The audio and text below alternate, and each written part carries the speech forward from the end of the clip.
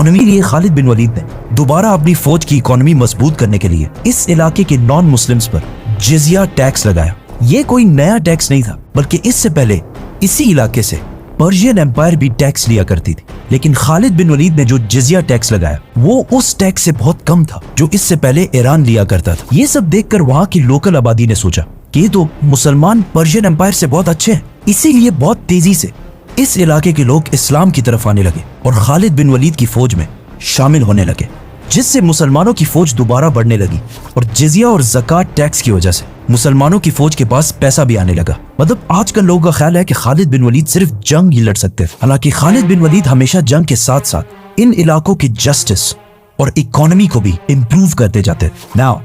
मुसलमानों ने कुवैत के साथ साथ इराक के साउथ को भी फतह कर लिया था, जो पर्शियन एम्पायर के लिए दूसरा बहुत बड़ा झटका था। जब पर्शियन बादशाह को एक बार फिर खबर मिली कि उनकी एक और फौज मुसलमानों से बुरी तरह हार चुकी है, तो उन्होंने दोबारा अपनी एम्पायर के नॉर्थ और ईस्ट से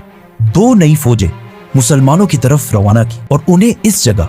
वलाजा में एक साथ मिलकर मुसलमानों को खत्म करने का हुक्म दिया। बट पर्शियन बादशाह हर तरफ से फौज जमा कर रहे हैं सिवाय अपने वेस्टर्न बॉर्डर से, क्योंकि ये बॉर्डर रोमन एम्पायर के साथ टकराता था और ईरान के बादशाह को यह टेंशन भी थी कि कहीं रोमन एम्पायर इस सब का फायदा उठाकर पर्शियन एम्पायर पर हमला ना कर दे। लेकिन रोमन एम्पायर ने कभी भी हमला नहीं किया, क्योंकि कुछ ही अरसे बाद मुसलमानों ने रोमन एम्पायर पर भी हमला कर दिया, जिसे हम इसी स्टोरी में एक्सप्लेन करेंगे। तो सब्सक्राइब। खालिद बिन वलीद ने जिन इलाकों को फतह किया उनमें से बहुत सारे लोगों ने इस्लाम कबूल कर लिया और अब वो सारे लोग मुसलमानों के लिए स्पाइज और जासूस बन चुके थे, जिसकी वजह से मुसलमानों की इंटेलिजेंस एजेंसी और भी ज्यादा स्ट्रॉन्ग होने लगी, क्योंकि ये नए मुसलमान ईरान को अरबों से बहुत ज्यादा अच्छी तरह समझते थे।